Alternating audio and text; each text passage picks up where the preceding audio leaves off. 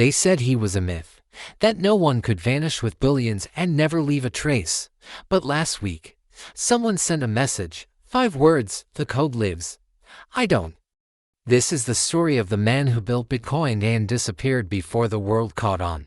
I go by Elias, but that's just a code name, a shield I wear as part of a shadow network where the world's heavy hitters trade secrets over encrypted channels.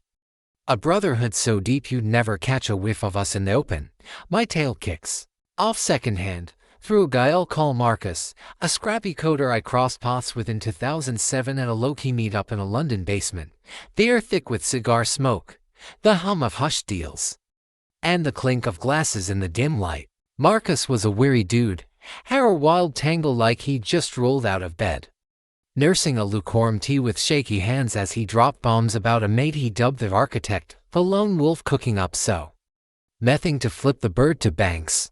After the 2008 crash rattled our cages and sent shockwaves through our carefully built towers, he's building cash no one can grab, a middle finger to the system, Marcus muttered, his eyes flicking around the room like he expected spies.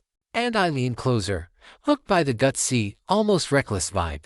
That mate, he said, rolled with the name Satoshi Nakamoto, a mask for a guy who played hard, quiet, and smart. And I clocked this wasn't just some late-night ramble, it had the smell of a game-changer. Marcus and I linked up in hidden spots, grimy warehouses with flickering fluorescent lights casting long shadows, back alleys behind pubs where the brick walls dripped with moisture, the scent of stale beer lingering where he'd spilled the architect's grind with a mix of awe and nerves. By late 2008, Satoshi had a rough cut, a blockade Marcus called a math fortress no one can breach, and I watched him test it through Marcus's eyes, sending microtransactions over a jittery internet connection that dropped every few minutes, his grin wide like he'd cracked a bank vault. Marcus said Satoshi was a solo act, holed up in a cramped flat with peeling wallpaper, hammering code through the night with an energy drink sweating on the desk, his fingers a blur on a beat-up keyboard with keys worn smooth from use. No crew, no backup, just a dude driven by a urge to stick it to the suits, his flat a chaos of crumpled notes, empty cans, and a single flickering bulb that buzzed like a trapped fly.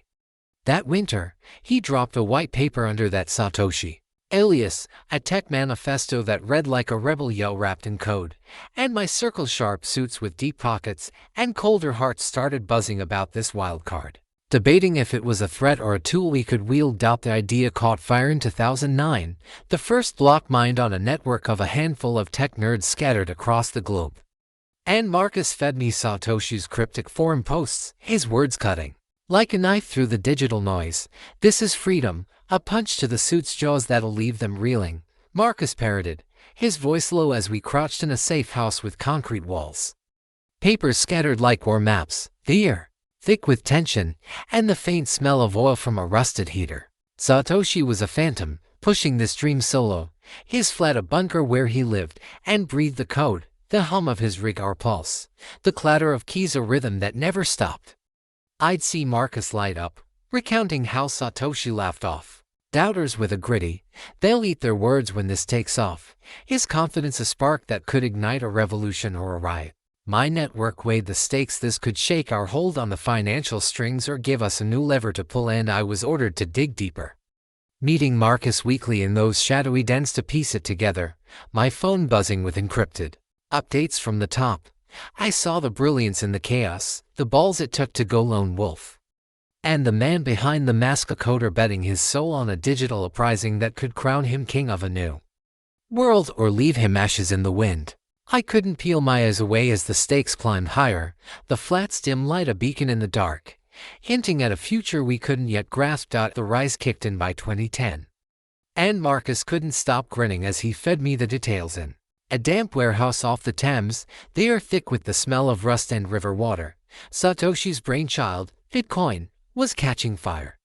A digital spark that jumped from a few geek forums to a global murmur.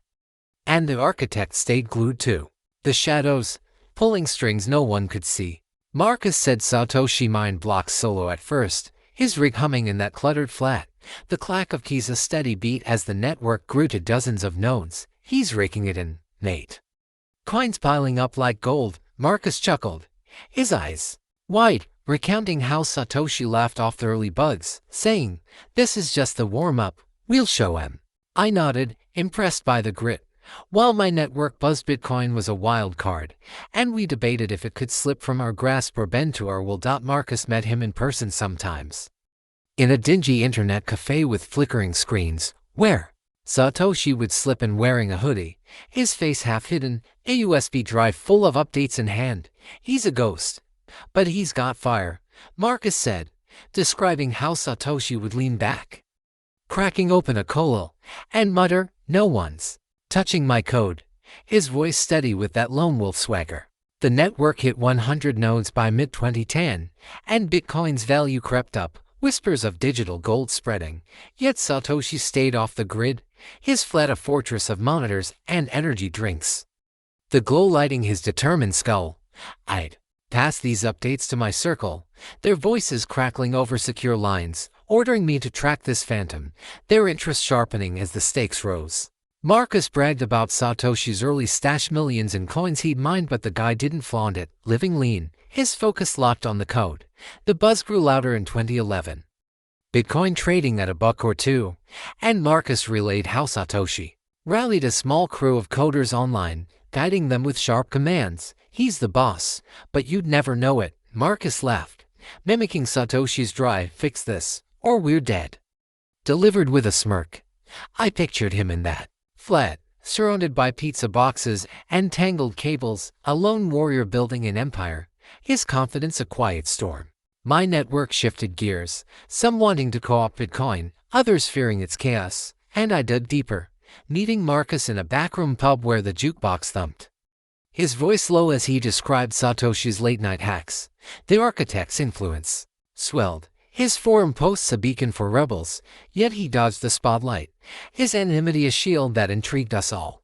I saw a man riding a wave he'd created, his Pac-Man spirit fueling a revolution, and I couldn't look away as the shadow of his power stretched wider. The tension built as Bitcoin's value ticked up, drawing eyes from regulators and hackers. And Marcus warned me Satoshi was feeling the heat. "He's paranoid now, keeps changing meet spots," he said, handing me a scribbled note with a new cafe address, his hands trembling slightly. I relayed this to my circle, their debates growing heated. Should we pull him in or let him burn? Satoshi's flat became a command center, the hum of fans a constant, his code evolving to fend off attacks, his resolve hardening with every block. Marcus once caught him grinning at a news article about Bitcoin's rise, saying, "They'll never catch me," a cocky edge to his tone. My network's interest peaked, their encrypted calls filled with plans, and I felt the pull of this lone coder's ascent. A man shaping a future from the dark, his shadow growing long and untouchable. The peak hit in early 2011, and Marcus was buzzing when we met in a cluttered backroom of a London pub, the jukebox pounding a faint beat, the air thick with the smell of spilled beer and cigarette ash. Bitcoin was soaring, trading around $30 a coin, and Satoshi's creation had morphed from a geek experiment into a global phenomenon, with thousands of nodes humming across the world. Marcus said the architect was riding high, his flat a command center of glowing screens and tangled cables, the hum of cooling fans a constant roar as he mined blocks and tweaked code. "He's untouchable, man, sitting on a fortune," Marcus grinned, his voice low, recounting how Satoshi laughed off the chaos, saying, "This is my game, and I'm winning," his tone dripping with that lone wolf swagger. I soaked it in, impressed by the grit. While my network's encrypted calls crackled with urgency, Bitcoin was a beast now, and we had to decide if it was ours to tame or crush. Marcus met him in a rotating lineup of internet cafes, each seedier than the last, where Satoshi would slide in with a hoodie pulled tight, a USB drive stuffed with updates clutched like a weapon. "He's a ninja," Marcus chuckled, describing how Satoshi would crack open a cola, lean back with a smirk, and mutter, "No one's cracking this code," his confidence a steel wall. The network swelled to 10,000 nodes by spring, and Bitcoin's value spiked, drawing a wild mix of libertarians, hackers, and dreamers. Yet Satoshi stayed off the radar, his anonymity a fortress that baffled us. I passed this to my circle, their voices tense over secure lines, debating strategies. Some wanted to lure him out, others to let him run wild, and I pushed Marcus for more. Meeting him weekly in shadowy dens where the walls seemed to listen. Satoshi's early stash, millions in coins, sat untouched, a digital goldmine he ignored, his focus locked on keeping the system alive. The hype exploded by mid-2011, Bitcoin hitting $32. And Marcus relayed how Satoshi's forum posts turned into rallying cries, his words a beacon for a growing army of believers. "He's the king, but he won't show his face," Marcus said, mimicking Satoshi's dry, "Keep digging, we're not done yet," delivered with a cocky nod.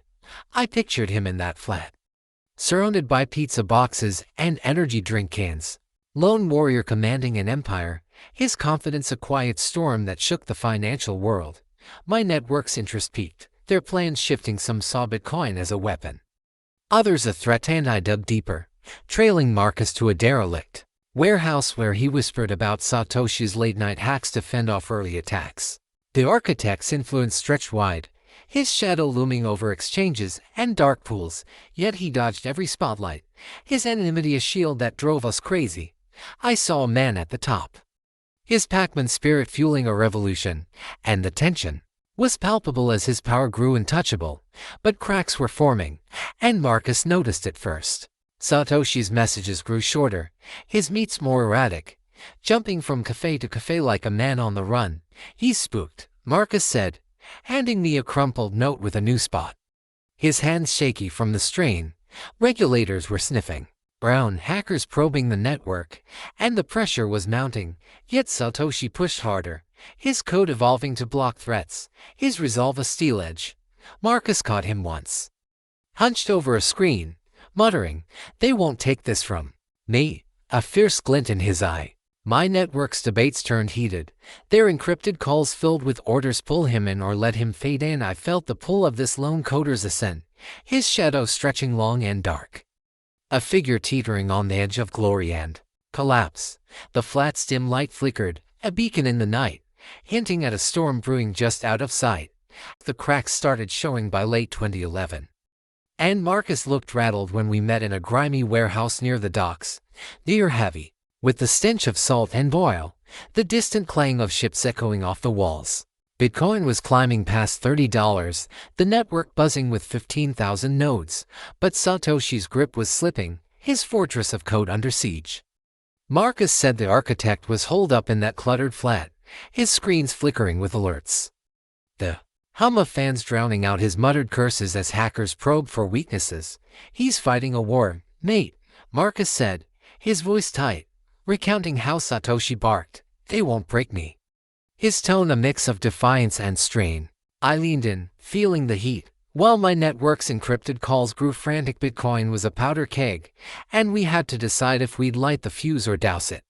Marcus met him in a string of sketchy spots, abandoned garages with leaking roofs, backrooms of shuttered shops where Satoshi would stumble in, hoodie-soaked, a USB drive gripped like a lifeline. "He's paranoid now," Marcus whispered, describing how Satoshi would chug a cola, his hands trembling as he muttered, "They're coming for it," his eyes darting to the shadows.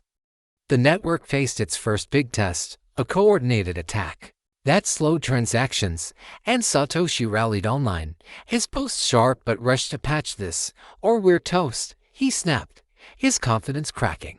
I pictured him in that flat, surrounded by pizza boxes and tangled wires, a lone warrior battling an invisible enemy, his code a shield under fire.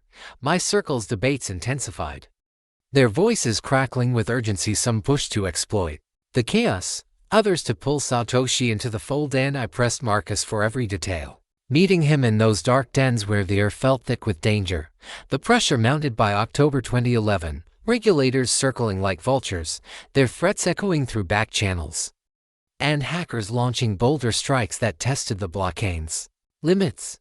Marcus said Satoshi's messages grew erratic, jumping from cafe to cafe, his meets a blur of paranoia. "He's a ghost on the run," Marcus muttered, handing me a smudged note with a new spot, his fingers stained with ink. The architect's stash, millions in coins, sat dormant, a fortune he couldn't touch, his focus locked on survival, not profit. I relayed this to my network, their plans shifting. Some saw a chance to seize control, others feared a collapse, and I felt the strain, trailing Marcus through the city's underbelly. Satoshi's flat became a battleground, the hum of Riggs a war drum, his code evolving with frantic updates. His resolve a fraying thread. Marcus caught him once, hunched over a screen, growling, "I built this, it's mine," a fierce glint in his tired eyes, but the cracks were widening. The tipping point came one rainy night. Marcus showing up pale, his coat dripping, saying, Satoshi had vanished from a meet early, leaving a half-finished cola and a cryptic note, "Time to step back." The network shuddered, a major exchange glitching under the strain, and Satoshi's silence hit like a punch. "He's losing it," Marcus said, his voice shaking. And I saw the shift his lone wolf swagger was buckling under the weight. My circle's calls turned chaotic, orders flying, "Track him, contain him," and I pushed Marcus harder, meeting him in a damp alley where the rain masked our words. Satoshi's shadow loomed large, his code a battlefield, his power slipping as the world he'd built turned against him. The flat's dim light flickered, a fading beacon, hinting at a man teetering on the edge, his empire cracking under the pressure he'd unleashed. The vanishing hit like a blackout in November 2011, and Marcus stumbled into our meetup in a rain-soaked alley off London's East End, his coat dripping, his face pale as a ghost under the flickering streetlight.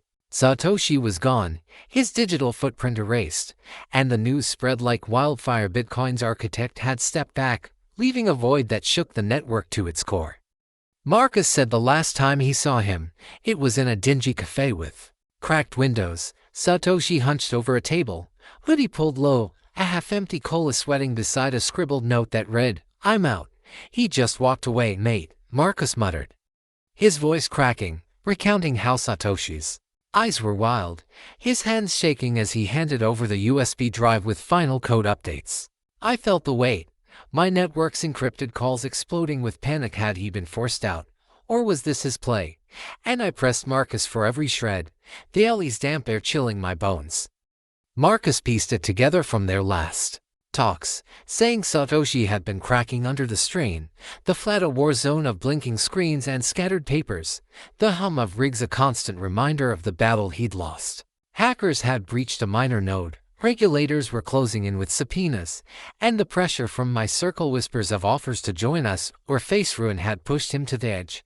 He said, "I can't fight them all," Marcus recalled, his voice low, describing how Satoshi paced that cafe, muttering, "This was mine, and they're stealing it," his tone a mix of rage and defeat. I pictured him, a lone wolf cornered, his code a fortress crumbling under siege, and my network's debates turned frantic. Some thought he'd been silenced, others that he'd cashed out. I trailed Marcus through the city, meeting in abandoned lots where the wind howled, his hands trembling as he handed me fragments of Satoshi's last messages, cryptic lines like "The dream's not dead, but I am."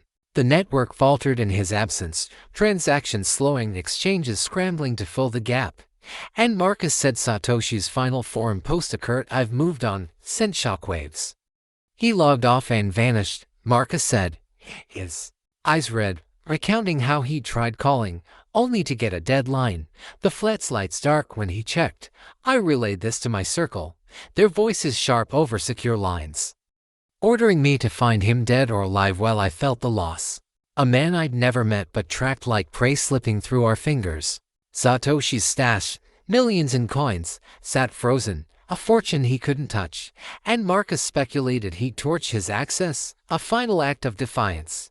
The flat became a ghost town, its silence deafening, the rigs cold, and I saw a warrior who'd fought too long, his Pac-Man spirit broken by the weight of his own creation. The truth, as Marcus pieced it, was personal. Satoshi had a brother, a quiet guy who'd helped with early tests, killed in a hit-and-run months before, a loss that haunted him. He blamed himself, said the stress brought it on, Marcus whispered, his voice breaking, and I felt the sting, imagining Satoshi pacing that cafe, the note a goodbye to a dream tainted by grief. My network's plans shifted, some believing he'd fled to Asia, others that we'd driven him underground, and I pushed Marcus harder, meeting him in a derelict warehouse where the rain leaked through the roof. Satoshi's shadow lingered, his code a legacy he'd abandoned, his power gone, replaced by a mystery that fueled our hunt. The alley's darkness swallowed us, the streetlight flickering, hinting at a man lost to the night, his disappearance a puzzle we couldn't solve. The silence settled in by early 2012. And Marcus tracked me down in a fog-choked alley near Liverpool, his coat tattered, his face gaunt from months of chasing shadows.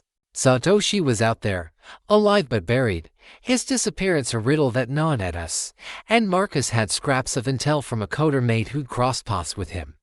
The architect was holed up somewhere remote, maybe a coastal shack in Wales, maybe a backwoods cabin in Scotland living off the grid, his fortune in Bitcoin, over 1 million coins, sitting like a locked vault he couldn't crack. He's got the keys, but he won't touch it, Marcus said, his voice rough, recounting how this coder saw Satoshi once, a shadow in a raincoat, muttering, "It's cursed now," his eyes hollow. I felt the weight, my network's encrypted. Calls buzzing with theories he'd lost the passwords, or he'd sworn them off, and I pressed Marcus for more, the alley's damp cold seeping into my bones. Marcus pieced it from whispers, saying Satoshi had ditched the flat, its rigs cold, its papers scattered, and vanished with a burner laptop and a bag of cash, enough to disappear but not to live large. The coder mate spotted him fishing off a pier, hoodie up, a scruffy beard, hiding his face, no sign of the swagger that once ruled the forums. "He's a ghost with a fortune," Marcus muttered, describing how Satoshi avoided tech, burning old drives, his million-plus coins a digital grave he couldn't access. Their value climbing past $12 million as Bitcoin soared. I pictured him, a lone wolf exiled, staring at the sea, the weight of his brother's death killed in that Hatandron still haunting him, his Pac-Man spirit dulled by guilt.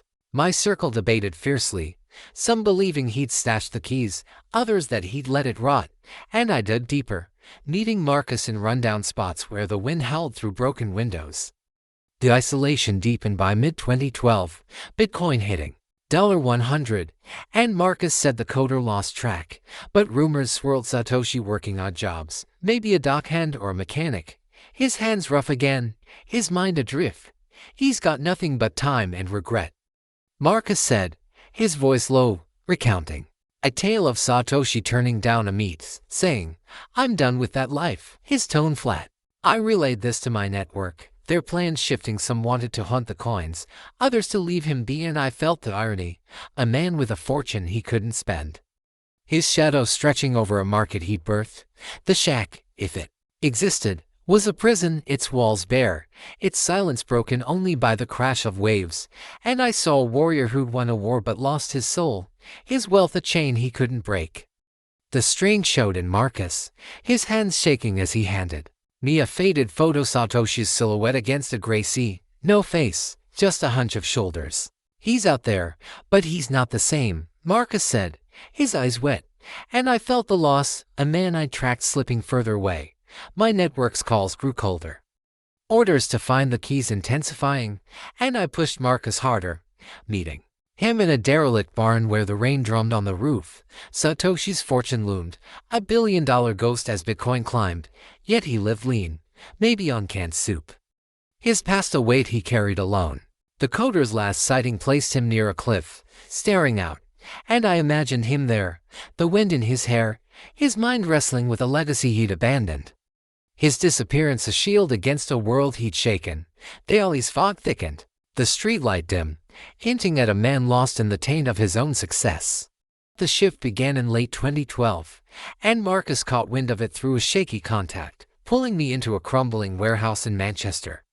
The air thick with the scent of damp wood and motor oil, the distant hum of traffic a faint pulse. Satoshi was stirring, no longer just a shadow on a cliff, but a man clawing for a new grip, his past a weight he couldn't shake.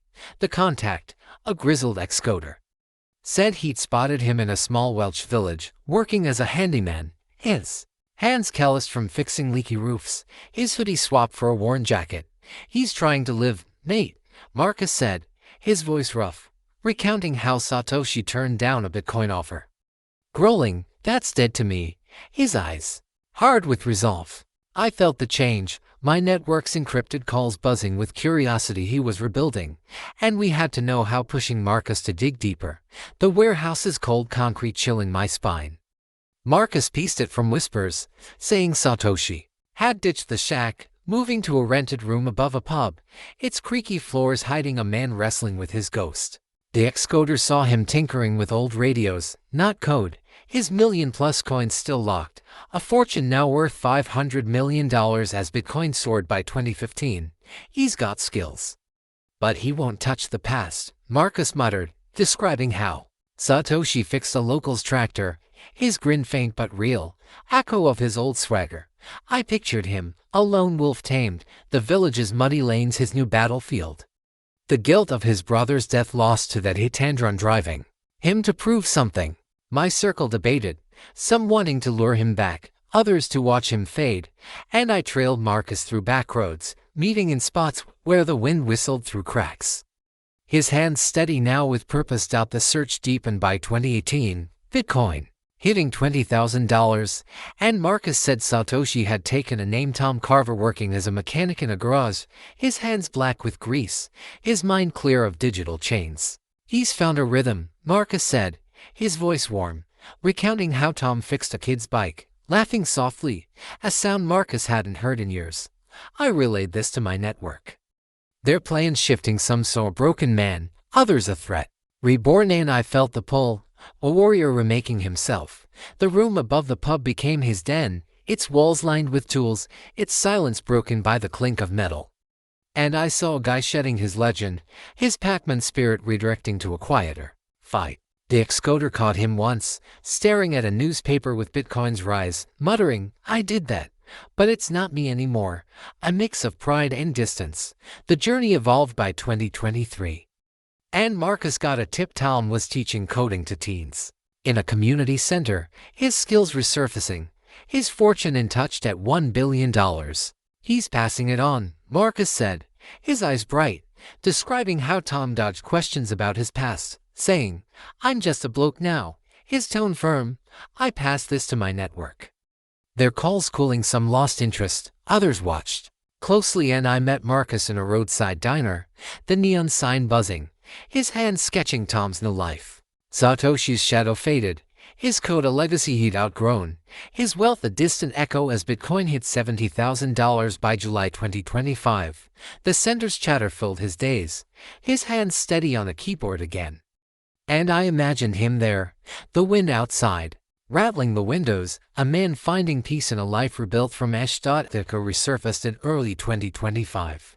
And Marcus dragged me to a dimly lit pub on the outskirts of Cardiff, the air thick with the smell of stale ale and wood polish, the jukebox silent for once. Satoshi, now Tom Carver, was stirring again, not as the architect but as a whisper from the past, and Marcus had a lead that set my pulse racing.